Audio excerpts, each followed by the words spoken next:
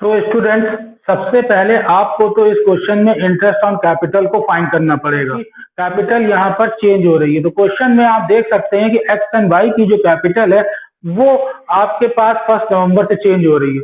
इस वजह से हम calculation of interest on capital सबसे पहले कर रहे हैं, और यहाँ पर हमें जरूरी है कि हम पीरियड देखें। तो पीरियड देखिए, हमारे पास है 1 अप्रैल 2015 से लेकर के 31 मार्च 2016। इस पीरियड के ऊपर हमें कैलकुलेशन करना है।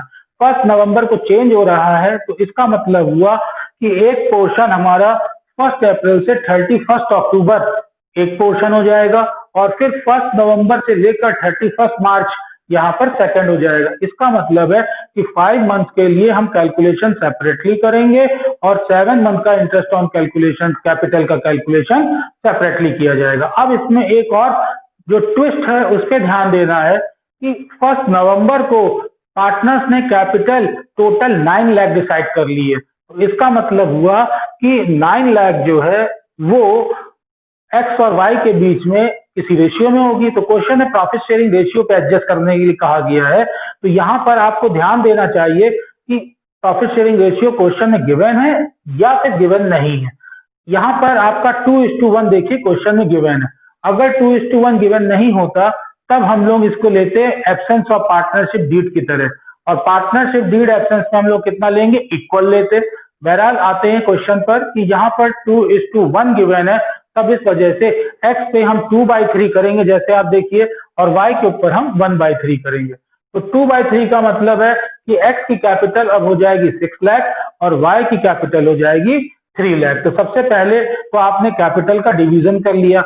अब हम इस पे इंटरेस्ट कैलकुलेट करते हैं। तो अनदर इंपॉर्टेंट पॉइंट हो जाता है कि हमारे पास इंटरेस्ट ऑन कैपिटल का रेट कितना दे रखा है। अब इस जगह पे अगर कैलकुलेट करें तो अब हम पहले x का कैलकुलेट करते हैं इंटरेस्ट, फिर उसके बाद y का कैलकुलेशन होता है। तो x के लिए देखिए कि 6,20,000 इनकी इनिशियल कैपिटल थी, रेट ऑफ इंटरेस्ट 9% है, और हमें ये 7 मंथ पे कैलकुलेट करना है। तो 7 मंथ के ऊपर कैलकुलेशन हो गया 32,550।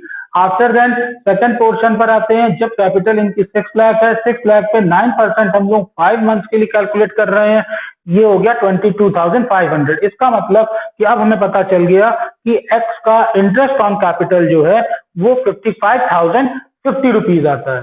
वाई के कैलकुलेशन के लिए भी हमें 2 पार्ट में ही करना है, क्योंकि हम डायरेक्टली अमाउंट के थ्रू ही वर्क कर रहे हैं। जो स्टूडेंट्स अभी नए हैं और जिनको इंटरेस्ट ऑन कैपिटल या फिर किसी भी तरह के इंटरेस्ट को कैलकुलेट करने पे अगर प्रॉब्लम होती है, तो मैं उनको सजेस्ट करूंगा कि मेरी प्रीवियस वीडियो को जरूर देख लीजिए, जिसका ऊपर देखिए आई कार्ड आपको दिख रहा होगा। इसमें इंटरेस्ट जो है वो प्रॉपर ढंग से कैलकुलेट करा गया है, और 3 मेथड जो कैलकुलेशन के हैं उनको बताया गया है। तो यहाँ पर मैं पूरे 3 मेथड को नहीं ले रहा हूँ, सिर्फ 1 मेथड से ही थ्रू एक्सप्लेन कर रहा हूँ। तो जो स्टूडेंट एक्स्ट्रा नॉलेज और चाह रहे हैं कि हम इसको किस तरह से और कैलकुलेट करें, तो वो आई कार्ड को देखें और इसके थ्रू जा करके प्रैक्टिस कर सकते हैं। तो वाई पे आपके पास सबसे पहले 2,40,000 यूज हुआ है, जो कि 9% है। यहाँ पर मैंने 9% 9/100 करके लिखा, और y के केस में डायरेक्ट 9%। तो 9% आप कैलकुलेट करोगे फॉर द 7 मंथ, इसकी वैल्यू होती है 12,600। देन अनदर 3 लाख अब इसकी कैपिटल हो जाएगी, जिसके ऊपर 9% आप कैलकुलेट करते हो फॉर 5 मंथ। तो इस 5 मंथ पे 11,250 इंटरेस्ट ऑन कैपिटल आपका हो जाता है। टोटल 23,850। तो ये वर्किंग नोट का फर्स्ट पोर्शन कंप्लीट होता है, जिसमें आपको इंटरेस्ट ऑन कैपिटल को बेटा फाइंड करना था। यहाँ पर इंटरेस्ट ऑन ड्राइंग का वर्किंग नोट नंबर 2 होता है। तो हमें देखना होगा कि एक्स और वाई ने ड्राइंग्स बेटा कितनी कर रखी है। तो क्वेश्चन में देखिए यहाँ पर इसका इंटरेस्ट ऑन ड्राइंग्स का रेट 12% गिवन है, और साथ में एक्स और वाई की जो ड्राइंग्स गिवन है वो इंडिविजुअल ड्राइंग्स गिवन है। इंडिविजुअल ड्राइंग्स गिवन होने का मतलब कि अमाउंट भी इसका सेपरेट है एक्स का और वाई का, साथ ही साथ इसका टाइम पीरियड भी अलग है।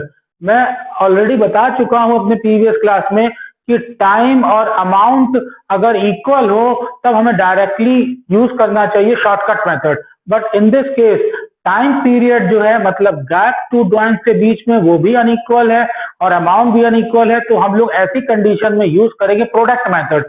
जो लोग नए स्टूडेंट्स हैं तो वो आई कार्ड के ऊपर देखिए कि ऑलरेडी प्रीवियस लेक्चर आपके पास लिंकअप है, इसके थ्रू आप जा करके देख सकते हैं कि किस तरह interest on drawing various condition में यूज होता है। मतलब in which condition we use a shortcut method and we use a product method, और ट्रेडिशनल मेथड भी इसमें मैंने एक्सप्लेन किया है। बहरहाल आते हैं यहाँ क्वेश्चन पे, घबराने की जरूरत नहीं है।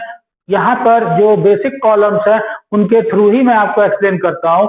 तो एक्स और वाई का कैलकुलेशन सेपरेटली किया जाएगा। तो आप बोर्ड पर देखिए कि ये वर्किंग नोट नंबर 2 आपको दिख रहा है, calculation of interest on drawings. इसमें मैंने एक्स का अलग कैलकुलेशन किया है कि आपको इजीली समझ में आए, और वाई का हमने अलग कैलकुलेशन कर रहे हैं। इसके लिए देखिए कि एक्स में एक कॉलम आज डेट का है, डेट आप देख सकते हैं क्वेश्चन में डायरेक्टली गिवन है, तो इस कॉलम में आपको कोई दिक्कत नहीं होगी। आफ्टर दैट अमाउंट मैंने सिर्फ एक्स का लिया है क्वेश्चन में, आप देख लीजिए कि जो अमाउंट है कॉमन है, ये भी आपको लिखने में दिक्कत नहीं है। प्रॉब्लम आपको आती है मंथ्स के लिए। यहाँ पर आपको बच्चों थोड़ा सीखना जरूरी होगा कि देखिए फर्स्ट कंडीशन में एक्स में जो ड्राइंग्स हुई है उसकी डेट गिवन है 1 जून। 1 जून अगर गिवन है और क्लोजिंग हमारी 31 मार्च होती है, तो 1 जून से 31 मार्च के पीरियड के ड्राइंग्स के ऊपर ही तो फर्म इंटरेस्ट चार्ज करेगा। तो 1 जून से लेकर के हम 31 मार्च तक अगर काउंट करें तो हमारा पीरियड बेटा कितना होता है? 10 मंथ्स होता है। बिल्कुल ठीक। तो ये सबसे इंपॉर्टेंट था, 10 मंथ्स। इसी तरह से इस पीरियड के बाद में नेक्स्ट ड्राइंग पे देखिए, इसकी डेट गिवन है 30 नवंबर। तो 30 नवंबर में बच्चे जल्दबाजी में क्या कर जाते हैं, नवंबर से बेटा काउंट करना शुरू करते हैं। तो नवंबर से आपको नहीं काउंट करना, नवंबर के बाद जब दिसंबर स्टार्ट हो रहा है, स्टार्ट मंथ है, हम वहां से लेंगे। तो अगर हम दिसंबर से लें तो हमारे पास बेटा कितने मंथ्स होते हैं, इनको हमको देखना होगा। तो 4 मंथ्स होंगे, इसलिए यहाँ पर देखिए 4 मंथ्स ले लिए गए। आफ्टर दैट जो लास्ट ड्राइंग 15,000 गिवन है उसकी डेट देखिए 1 फेब गिवन है। तो 1 फेब से 31 मार्च की क्लोजिंग में कितने मंथ्स होंगे? बिल्कुल सही, 2 मंथ्स। तो यहाँ पर पीरियड हमने 2 मंथ्स ले लिया। आफ्टर दैट लास्ट कॉलम हमारा होता है प्रोडक्ट का। प्रोडक्ट में घबराने की जरूरत नहीं है, कुछ खास नहीं करना है, सिर्फ अमाउंट और टाइम पीरियड को मल्टीप्लाई कर देना है। आपको इजीली समझ में आए तो मैंने टॉप पे हेडिंग में भी देखिए ए दिया है और बी दिया है, और ये हमारे पास कैलकुलेशन सी का है। तो ए और बी का मल्टीप्लीकेशन होकर के ही सी कॉलम होता है।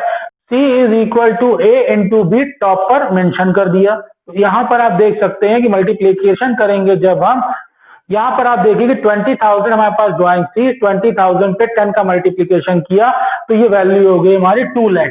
इसी तरह से सेकंड ड्राइंग 40,000 की थी, 40,000 into 4 means 1,80,000। After that last drawing को 15,000 इंटू 2 30,000। प्रोडक्ट मेथड में काफी इंपॉर्टेंट हो जाता है इनका टोटल होना। तो अब इनको हम टोटल करते हैं, total of product is 3,90,000। After that directly हमें प्रोडक्ट मेथड का फॉर्मूला जो है उसको यूज करना है। अगर आपको प्रोडक्ट मेथड का फॉर्मूला नहीं पता होगा तो आप नहीं कर पाएंगे। प्रोडक्ट मेथड के फॉर्मूले में हमारे पास टोटल ऑफ प्रोडक्ट है, उसी के ऊपर कैलकुलेट करना है। तो यहाँ पर देखिए फॉर्मूला हमने यूज किया टोटल ऑफ प्रोडक्ट। ये देखिए टोटल ऑफ प्रोडक्ट, घबराने की जरूरत नहीं कि अरे इसका क्या फॉर्मूला होगा, हम कैसे करेंगे, इसके थ्रू आप समझ सकते हैं। तो total of product into percentage given है क्वेश्चन में 12%, 12% हम ले लेंगे इनटू 1/12। अब इस दिमाग में आएगा सर ये 1/12 कहां से आया? बेटा प्रोडक्ट मेथड में हमने क्वेश्चन को 12 मंथ्स के सर्कुलेशन में किया था। यहाँ पर जब हमने काउंट किए 10 मंथ्स, 4 मंथ्स, 2 मंथ्स, तो उनकी डेट जो रखी थी 31 मार्च तक की थी। इसका मतलब पूरे क्वेश्चन का एक्सटेंशन 12 मंथ्स का था। इस वजह से हम लोग 1/12 करते हैं, it's a part of formula. 1/12 लिखना मत भूलिएगा। स्टूडेंट इसमें जल्दबाजी में इसको मिस कर देते हैं, मैंने कई बार एग्जामिनेशन में देखा। तो बहरहाल इसका कैलकुलेशन किया, ये वैल्यू आ गई 3,900। अब वाई के ऊपर आते हैं। तो वाई पर भी घबराने की जरूरत नहीं। कुछ स्टूडेंट्स मन में आता है कि सर एक बार साथ साथ सॉल्व भी कर लें तो ज्यादा बेहतर होगा। तो देखिए यहाँ पर वाई के केस में वाई का डेट हो गया, अमाउंट हो गया, मंथ हो गया, और हमने इसको मल्टीप्लाई करके प्रोडक्ट निकाला। प्रोडक्ट हो जाने के बाद में हमें सबसे पहले जरूरत होती टोटल ऑफ प्रोडक्ट की। तो इस कंडीशन में टोटल ऑफ प्रोडक्ट हमारे पास आता है बेटा 3 लाख। इस टोटल ऑफ प्रोडक्ट के ऊपर ही हम डायरेक्टली कैलकुलेट करेंगे। फॉर्मूला पुट किया तो टोटल ऑफ प्रोडक्ट लिखा हमने सबसे पहले 3 लाख इंटू रेट लिखना है 12% हमारा रेट हो गया। आफ्टर देन 1/12 आप लिखोगे, पार्ट ऑफ फॉर्मूला है, इसको हम लोग सॉल्व करते हैं। तो फाइनली इसका आंसर आता है 3000। तो ये अब आपको ध्यान रखना है कि एक्स का आपने इंटरेस्ट ऑन ड्राइंग कैलकुलेट कर लिया, इंटरेस्ट ऑन ड्राइंग वाई का कैलकुलेट कर लिया। घबराने की जरूरत नहीं है, क्वेश्चन के पार्ट्स को स्टेप बाय स्लोली करिए। इनिशियल स्टेज है, धीरे धीरे आप काफी फास्ट करने लग जाएंगे। अभी हमारा कंप्लीट होता है working note number 2 major working note हो जाने के बाद में अब हम डायरेक्टली स्टार्ट करते हैं। जैसा कि क्वेश्चन में गिवन है कि हमें profit and loss appropriation account prepare करना है, आपको दिख रहा है। इसके बाद में हम लोगों को पार्टनर्स कैपिटल अकाउंट प्रिपेयर करना है और आफ्टर देन हम लोग पार्टनर्स कैपिटल के साथ में करंट अकाउंट प्रिपेयर करेंगे। उसकी वजह यह है कि क्वेश्चन में फिक्स्ड कैपिटल अकाउंट गिवन था और फिक्स होने की वजह से हमें करंट अकाउंट भी प्रिपेयर करना है। मगर ये जर्नी जो स्टार्ट होगी वो प्रॉफिट एंड लॉस एप्रोप्रिएशन से होगी। तो जैसा आपको बोर्ड पर दिख रहा है profit and loss appropriation format, इसी पे ही हम लोग वर्क करेंगे और ये डिपेंड करता है प्रॉफिट के ऊपर जो करंट ईयर प्रॉफिट है। तो क्वेश्चन में आपके पास देखिए करंट ईयर प्रॉफिट गिवन है जो हमें प्रॉफिट एंड लॉस अकाउंट से मिला है। इससे हम स्टार्टिंग करेंगे। ये वैल्यू हो गई हमारी by net profit of current year 3 lakh given है। तो बस डायरेक्टली इसमें कुछ नहीं करना, ये काफी इजी था। 3 लाख प्रॉफिट को हम लोगों ने मेंशन कर लिया। अब एडजस्टमेंट्स के अकॉर्डिंग जो इंफॉर्मेशन है उन पे हम लोग वर्क करेंगे। तो इसमें सबसे पहले आप देखिए कि सैलरी से रिगार्डिंग इंफॉर्मेशन दे रखी है। First information salary to X है। तो जैसा आप बोर्ड पर देख रहे हैं टैक्स को सैलरी देंगे और इंपॉर्टेंट बात है जो ध्यान देना है कि 4000 पर मंथ है। So that you have to convert into per annum basis multiplied by 12 and the final value is 48,000। तो अब 48,000 सैलरी हो गया। Then next information regarding to interest on capital. So interest on capital next information थी। तो interest on capital X और Y जो कि already पहले हम लोग वर्किंग नोट में कैलकुलेट कर चुके हैं, इसको लिखते हैं to interest on capital at the rate of 9%। X के लिए 55,050 ऑलरेडी हम लोग कैलकुलेट कर चुके हैं वर्किंग नोट में। वाई की वैल्यू 23,850।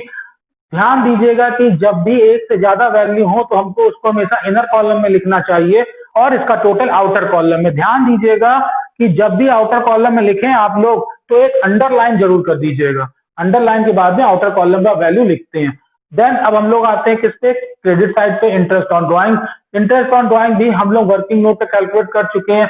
एक्स की वैल्यू वाई की वैल्यू इनर कॉलम में लिखा 3,900, वाई की वैल्यू 3,000 अंडरलाइन करिए। देन आउटर कॉलम में 6,900। जब एडजस्टमेंट बेटा कंप्लीट हो जाए तभी टोटल करिएगा। इसलिए भी एक एडजस्टमेंट आपकी देखिए बची है 20% of this profit transfer to general reserve. मैंने जोर से दिस प्रॉफिट इसलिए बोला है क्योंकि यहाँ पर एप्रोप्रिएट प्रॉफिट भी दिया हो सकता था, यहाँ पर डिविजिबल प्रॉफिट भी दिया हो सकता था।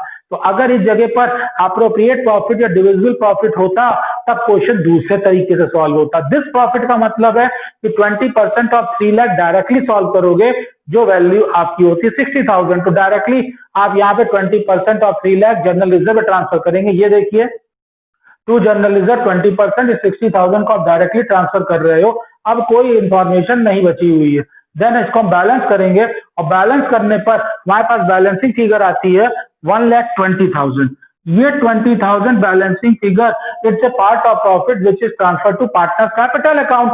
अब आपके मन में आएगा सर किस रेशियो में, तो बेटा क्वेश्चन में गिवन है रेशियो 2:1। तो हम लोग इसको 2/3 एक्स को दे देंगे और 1/3 जो है वो वाई को दे देंगे। 80,000 बेटा एक्स को चली जाएगी और 40,000 जो है वो वैल्यू वाई को चली जाएगी। इसके बाद नेक्स्ट स्टेप आता है हम लोगों का पार्टनर्स कैपिटल अकाउंट। तब तक आप कहेंगे सर अभी आपने बोला था कि जो है जनरल रिजर्व का ट्रांसफर जब किया जाए तब उसमें लैंग्वेज क्या दे रखी है देखना जरूरी है। तो मन में क्वेश्चन आता है आपके कि अगर डिविजिबल प्रॉफिट गिवन होता तब हम लोग कैसे इसको कैलकुलेट करते। तो ध्यान से इस जगह पे समझ लीजिए कि अगर क्वेश्चन में 20% ऑफ दिस प्रॉफिट की जगह अगर लिखा होता 20% ऑफ डिविजिबल प्रॉफिट, तब बेटा ये क्वेश्चन इस तरह नहीं सॉल्व होता। तब हम लोग को कैसे सॉल्व करते देखिए। तो स्टूडेंट इस ट्रांजैक्शन को कंप्लीट करते हुए मैं इस वीडियो को यहाँ पर स्टॉप कर रहा हूँ और इसके आगे के ट्रांजैक्शन के सॉल्यूशन को देखने के लिए और समझने के लिए आपको नेक्स्ट वीडियो के ऊपर आना, क्योंकि कई बार मेरे पास कंप्लेंट आती है कि सर आपके वीडियोस बहुत ही ज्यादा लेंथी होते हैं। तो इस वजह से मैंने उनको स्मॉल पार्ट से बनाया है। माफी चाहता हूँ कि अब आपको अगले वीडियो के लिए कष्ट हो रहा है।